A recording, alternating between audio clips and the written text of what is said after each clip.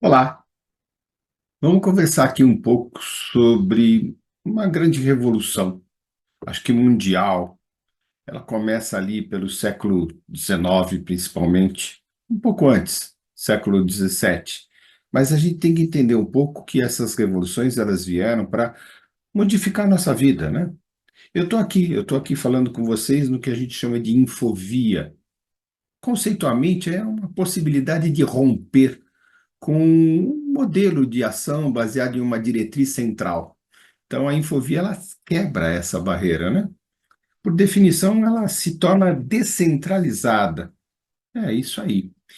Ela começa ali mais violentamente, se a gente pode dizer violento, né? Na década de 90, com então essa expansão. Mas vamos com um pouco de história para a gente entender isso.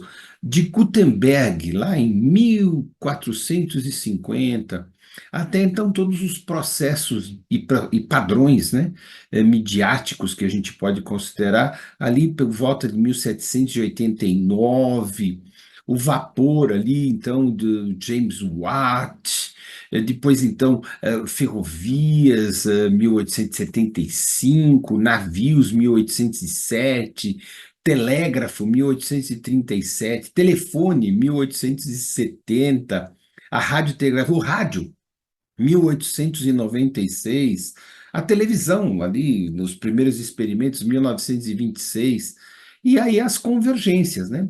Trazer, então, juntar televisão com cinema, com música, com rádio, com transmissão, ali. Mas, então, aqui nas meados do século XX, já passaram aí um monte de tempo, né? E a gente tem aí que conversar sobre isso. E aí sim, a gente pode falar nos anos 2000. As redes sociais no Brasil começaram a surgir ali em 2002, com então, chamava Fotolog, né? É o primeiro site a ser considerado nas redes sociais, é, cerca de 3 milhões de utilizadores naquela época ali, né? É um fato.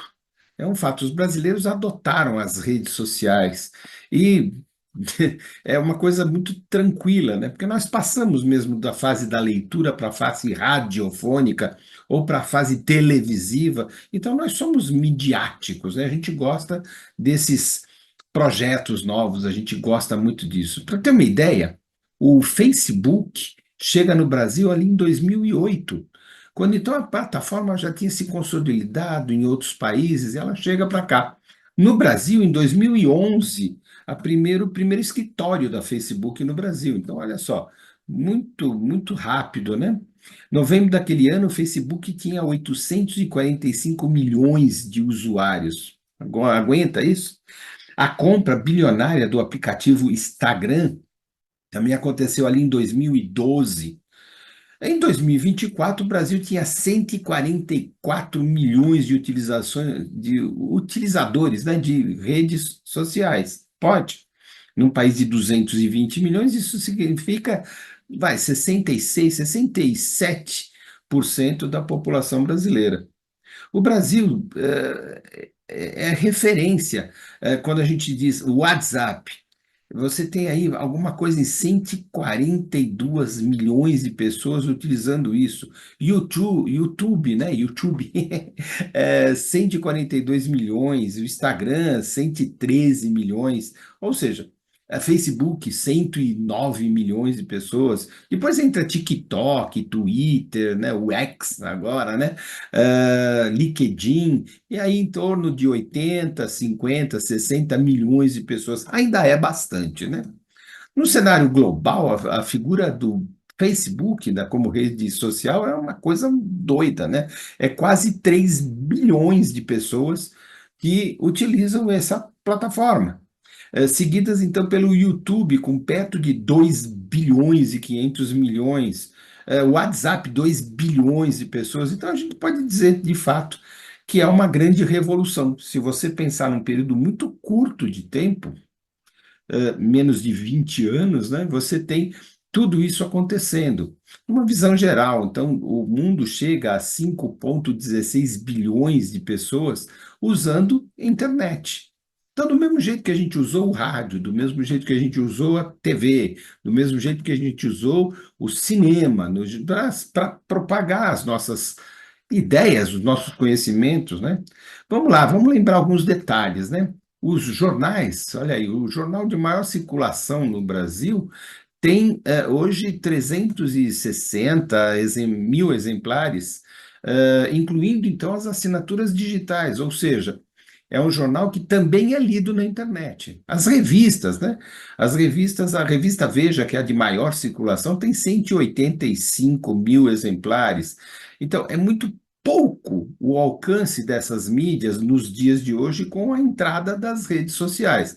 Talvez essa é a grande briga, a grande encrenca entre os antigos eh, propagadores de notícias e os novos propagadores de notícias, que é a rede social. Estamos aqui, né, fazendo isso aqui no YouTube, aqui no Facebook com vocês, né? Para ter uma ideia, tem que lembrar que o jornal publicava exatamente a notícia de ontem, porque ele não tinha condição de publicar a notícia do agora, né? A revista publicava as notícias da semana passada. As rádios ou as TVs acabavam comentando as notícias que eram colocadas nos jornais ou então nas revistas, e a gente tinha isso.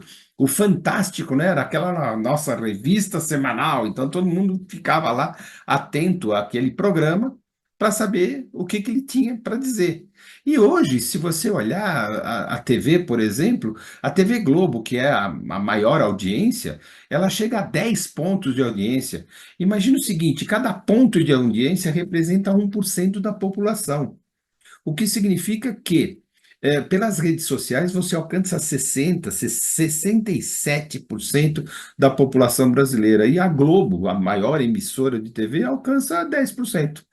Então, quando você olha a Record 4,27, quando você olha o SBT 3,39, a TV Bandeirantes 0,96, então você tem um grande concorrente hoje, que é exatamente a rede social. E estamos aqui, nós aqui, né, contando aqui um lugar e suas histórias. E hoje eu quis conversar com vocês em cima dessa grande revolução, dessa grande coisa que está acontecendo aí, que são as redes sociais, que é a internet, que assim como lá atrás, na prensa de Gutenberg foi perseguida, queimada, né? As pessoas foram queimadas pela Santa Inquisição.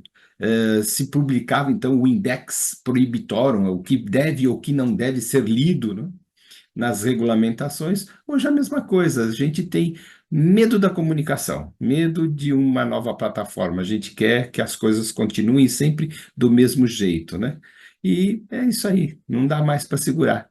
Estamos aí, um lugar e suas histórias. E a gente volta semana que vem. Até a próxima.